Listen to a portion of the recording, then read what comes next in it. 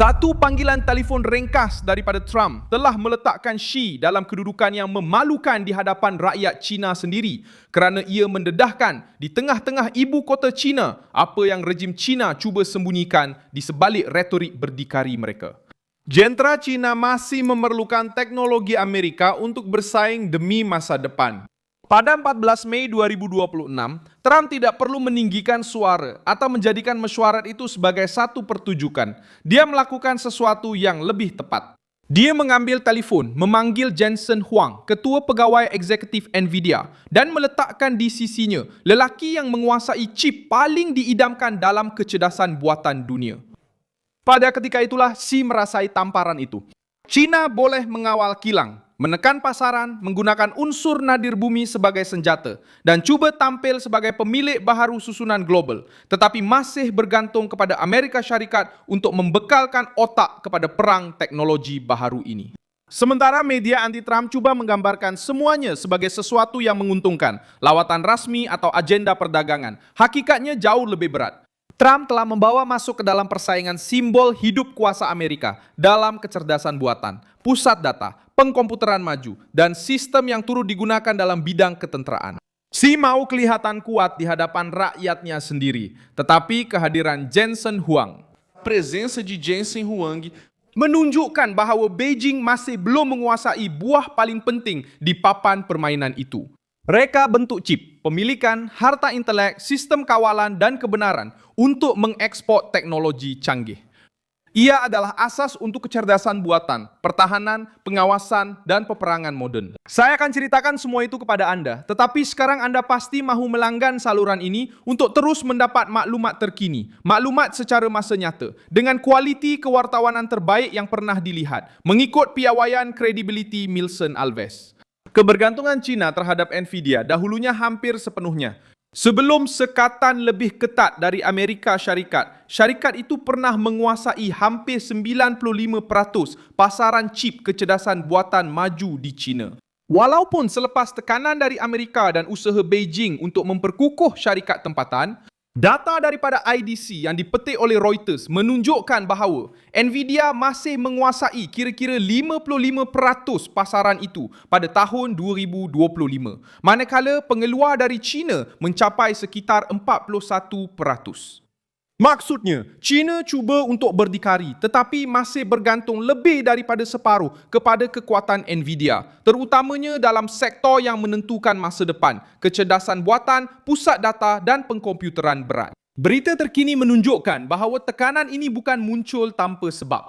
Kongres Amerika telah mengusulkan apa yang dipanggil Akta Keselamatan Chip, satu cadangan untuk mewajibkan sistem penjejakan lokasi dalam chip kecerdasan buatan yang tertakluk kepada kawalan ekspor.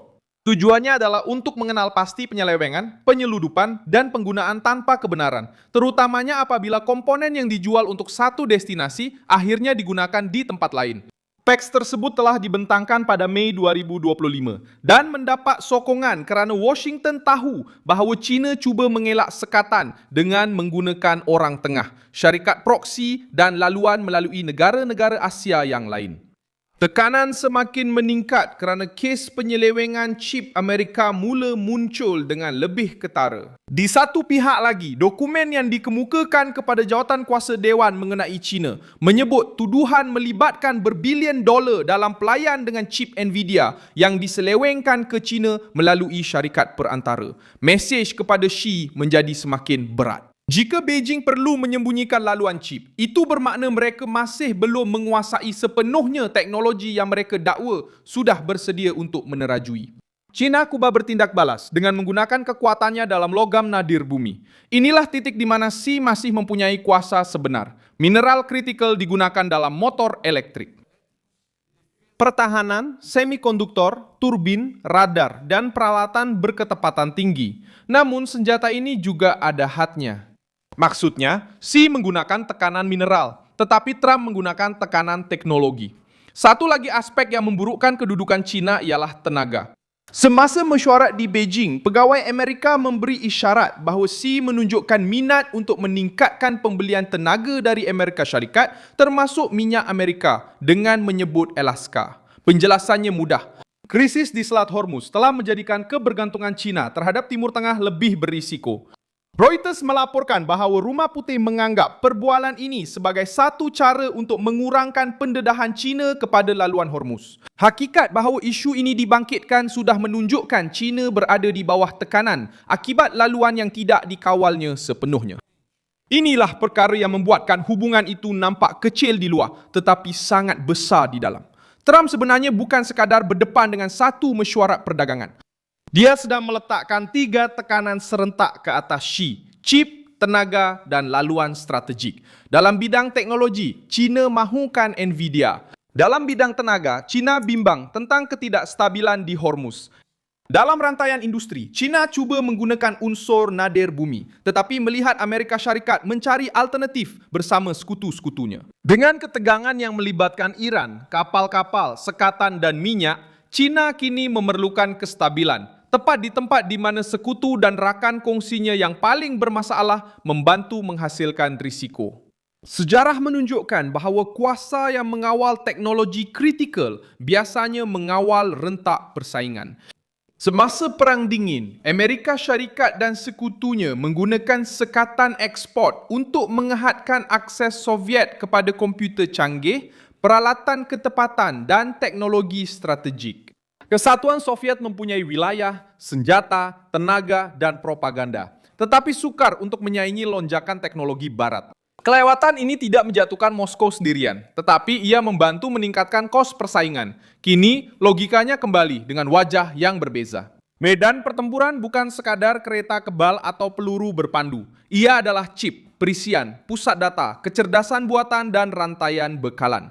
Xi memahami bahawa jika China tidak dapat memutuskan kebergantungan ini, setiap kemajuan China mungkin perlu melalui pintu yang dikawal oleh Amerika Syarikat. Negara-negara lain juga membuktikan bagaimana pertikaian ini berfungsi. Jepun berkembang sebagai gergasi semikonduktor, tetapi menghadapi tekanan Amerika pada tahun 80-an apabila Washington memahami bahawa industri Jepun mengancam bidang sensitif dalam ekonomi Amerika Syarikat. Belanda dengan mesin-mesin ASML menjadi tumpuan sekatan moden kerana peralatannya sangat penting untuk chip-chip canggih. Taiwan menjadi komponen penting kerana TSMC pun menghasilkan semikonduktor yang menyokong syarikat-syarikat Amerika dan Asia. Korea Selatan juga merasai permainan ini kerana Samsung dan SK Hynix bergantung kepada akses teknologi, pasaran dan peraturan yang ditetapkan oleh kuasa-kuasa besar.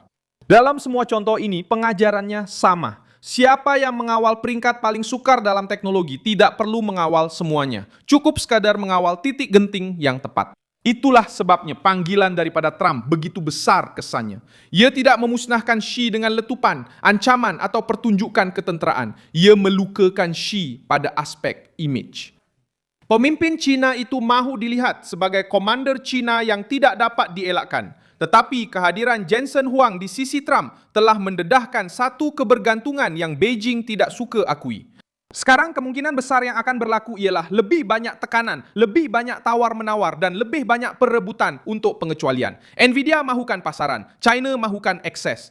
Kongres Amerika mahu menjejak dan menyekat penyelewengan. Trump mahu menggunakan semua ini sebagai alat tawar-menawar. Si Kuba mengelakkan kebergantungan. Ini kelihatan seperti penyerahan diri. Tetapi mesej itu sudah tersebar. Panggilan Trump bukan sekadar untuk mengikutkan seorang eksekutif dalam satu lawatan.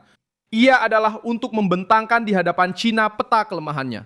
Saya Milson Alves, seorang pakar antarabangsa dan tujuan saya adalah untuk memastikan anda sentiasa mendapat maklumat yang benar setiap hari. Pautan berita ada dalam keterangan video. Sila tekan butang suka pada video ini, langgan saluran dan di akhir nanti lihatlah ruangan komen supaya anda lebih terlibat dengan komuniti Milson Alves.